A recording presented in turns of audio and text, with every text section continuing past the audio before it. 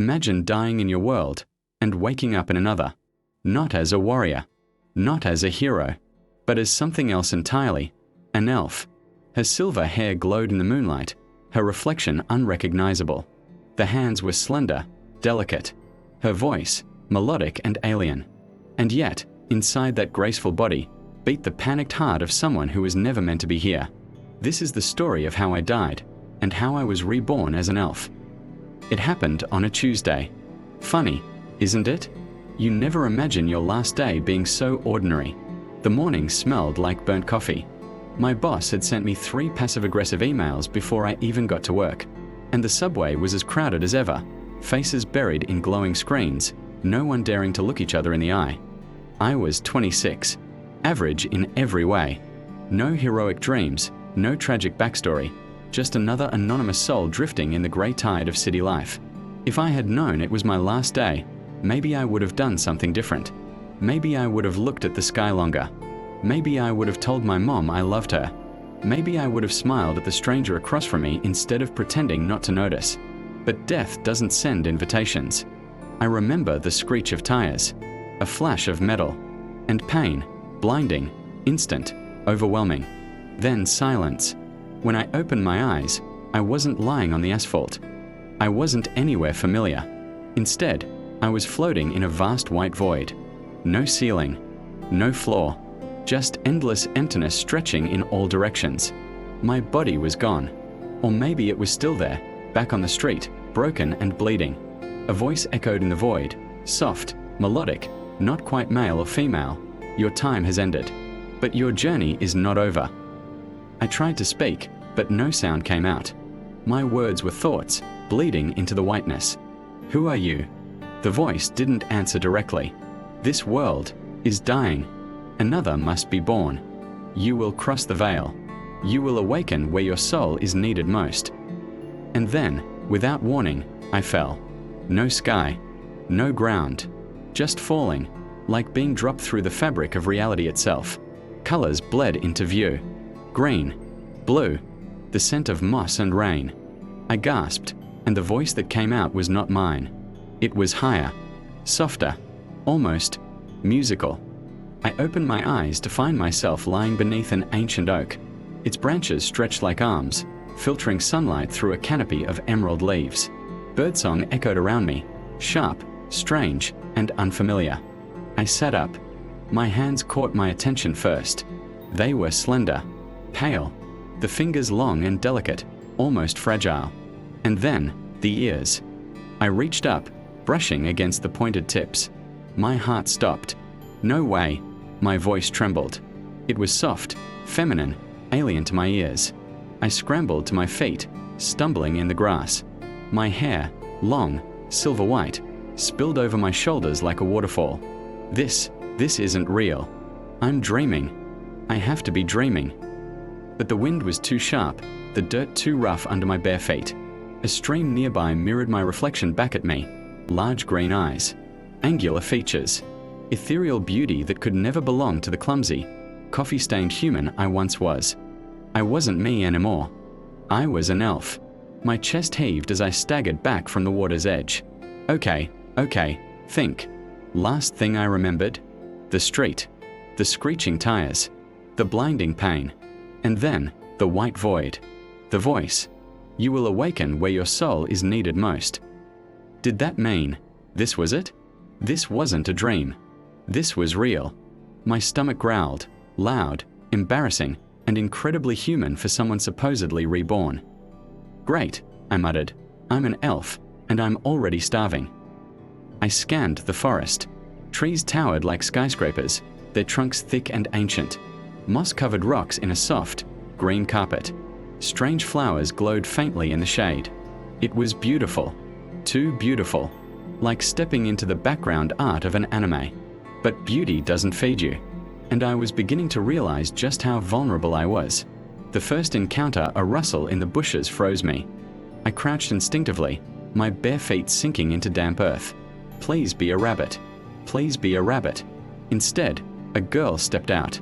She couldn't have been older than 10, or at least, what I guess 10 looked like in elf years. Her hair was golden, braided with wildflowers. Her ears poked out proudly, longer than mine. When she saw me, her eyes widened. "Elenya," she whispered. I blinked. What?" The girl tilted her head. "You look different, but it's you, isn't it?" I opened my mouth, then shut it. My brain was scrambling. Who was Elenya? Before I could answer, the girl grabbed my hand with surprising strength. "Come on. The elders have been worried sick. You were gone all night." And just like that, I was being dragged through the forest by a child elf who apparently knew me. The village we broke through the tree line, and my jaw dropped. An elven village spread before us, houses woven into living trees, bridges of vine and wood connecting them high above the ground. Crystal lanterns glowed with soft blue light, even in daylight. It was like something out of a fantasy RPG. Dozens of eyes turned as we entered. Tall, graceful figures with long hair and elegant clothes stopped what they were doing. Their gazes lingered on me. Whispers spread like wildfire. "She's returned. Is that really Elenya?" But her aura, something feels off. I swallowed hard. The little girl puffed up proudly, pulling me forward. "See, I told you she'd come back." An older elf approached, his hair silver, his robes embroidered with golden runes. His presence radiated authority. "Elenya," he said carefully, "you are unharmed." I opened my mouth. The word yes died on my tongue.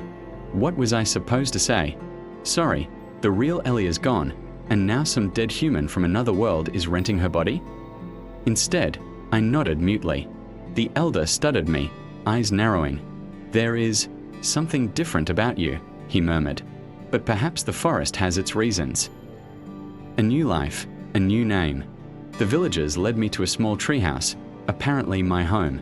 Inside, everything felt alien yet familiar. Wooden furniture grown directly from the walls, shelves lined with herbs, a bed of woven leaves. The golden-haired child from before bounced excitedly on the stool. "I knew you weren't gone forever. You always come back, Elenya." I hesitated. Right. Of course." She grinned, completely oblivious. "Don't worry. I'll keep your secret." My heart skipped. Secret? The girl leaned in, whispering dramatically, "You sneak out at night, don't you? Into the forest. You're braver than me. But you shouldn't. It's dangerous out there." Her innocent words sent a chill through me. Dangerous? From what? But before I could ask, she hopped off the stool and skipped out the door. I sat alone, staring at my new reflection in a polished silver dish. Elenya. That was the name of this body. An elf girl who apparently had a life, memories, and people who cared about her. And now, I was her. The first night that night, I couldn't sleep. The forest outside whispered with sounds I didn't recognize, calls of unseen creatures, rustling leaves that seemed almost alive. I touched my pointed ears again, half expecting them to vanish. But no, this was real. And somewhere deep down, I felt different, stronger, like a strange energy hummed just beneath my skin. Magic. The thought sent a thrill through me. I raised my hand, focusing, imagining sparks. Fire. Anything. At first, nothing happened. Then, just for a second, the air shimmered, like heat waves rising from stone. I gasped, pulling my hand back. Sleep finally came, uneasy and full of dreams. Dreams of the white void. Of the voice. "You are needed." Foreshadowing morning came with golden sunlight streaming through the leaves. The village bustled quietly below, elves moving with grace I could never hope to mimic. I stood at the window, clutching the silver dish that reflected my new face. This wasn't just a second chance at life. It was something bigger. But why me? Out of all the souls in the world, why me? And what if the real Elenya was still here, somewhere, watching me from the shadows of her own body? The thought made my skin crawl. Little did I know, my arrival hadn't gone unnoticed. Far beyond the village, in the depths of the forest, something stirred. Something old. Something hungry. And it knew I didn't belong here. Learning elf life. The morning after the next day began with sunlight dripping through the canopy like liquid gold. I hadn't slept much. Every time I closed my eyes, I half expected to wake back in my crumpled human body on the street. But no, the silver hair, the pointed ears, the strange energy under my skin, they were all still here. When I stepped outside, the entire village seemed to pause. Elves, tall and graceful, glanced my way as though I carried some kind of aura. Their gazes weren't unkind, but heavy, expectant. A woman approached me first, tall, with eyes the color of frost. Her robe shimmered faintly with embroidered runes. I instantly recognized her as someone important. "Elenya," she said softly, "you have returned to us. The High Priestess will wish to see you." I swallowed. The High Priestess. The woman didn't answer. She simply gestured for me to follow. The High Priestess, the priestess's temple sat at the heart of the village, carved into the trunk of a massive tree so ancient its roots were thicker than houses. The air inside glowed faintly with blue light from crystals embedded in the bark. And there, seated upon a throne of living wood, was her, the High Priestess. Her presence was overwhelming, tall, statuesque, with hair like spun silver and eyes that seemed to pierce through the soul itself. When I entered, she smiled faintly, though it didn't reach her eyes. "Elenya," she said. Her voice rang like a bell. "Child of the forest, you walk among us again." I opened my mouth to reply, but her gaze silenced me. She studied me as though I were a puzzle. "And yet," she murmured, "your spirit feels altered." My stomach clenched. Did she know? Did she sense that the real Elenya wasn't the one standing here? But before she could say more, another figure entered. Eldrin, the warrior. He was tall, broad-shouldered, with dark hair tied back and a long scar running across his jaw. His clothes were practical, leather armor, a bow slung across his back. The moment he saw me, his eyes narrowed. "Her aura," he said bluntly. "It's different." The High Priestess raised a hand, silencing him. "Different, yes, but not corrupted. We shall watch her closely." Eldrin's eyes never left me. I had the uneasy feeling that if I made a single wrong move, he'd happily string an arrow through my skull. Daily struggles life in the village was complicated. First problem, the food. Elves apparently had a diet of nuts, berries, roots, and something they called moon bread, which tasted like a mix between stale rice cakes and sadness. My human stomach cried for pizza, ramen, anything with flavor. Second problem, the clothes. Dresses. Flowing, elegant, beautiful dresses. Every elf girl wore them with effortless grace. I tripped on the hem at least 3 times a day. Third problem, the language. While I could somehow understand them, there were subtle words, cultural phrases, and idioms that slipped right past me. More than once, I said something that made others burst out laughing or stare at me in shock. And every time, Eldrin was there, watching me like a hawk. Lyra, the curious child. The only one who treated me normally was the little golden-haired girl I'd met first, Lyra. She followed me everywhere, chattering endlessly about the forest, the stars, and the great tales of elven heroes. "You're different now," she told me one afternoon, as we sat by the stream. "Before, you were quiet, always staring into the trees, like you were listening to something we couldn't hear. But now," she squinted, studying me, "now you feel brighter, like the forest sings louder around you." I smiled weakly. That's one way to put it. The accident, my first real disaster, happened 3 days later. The village children were practicing a simple spell, lighting a tiny flame from a crystal shard. Even Lyra could do it, giggling as a spark danced on a palm. "Come, Elenya," one of the elders urged. "Surely you remember." Remember? Huh. I didn't even know how to begin. But refusing would draw suspicion. So, heart pounding, I held the shard and focused. Fire. Just think fire. To my shock, heat surged through me. Light flared. And then, boom. A wave of energy exploded outward, knocking several children into the dirt. Flames licked the walls of a nearby hut. The crowd gasped.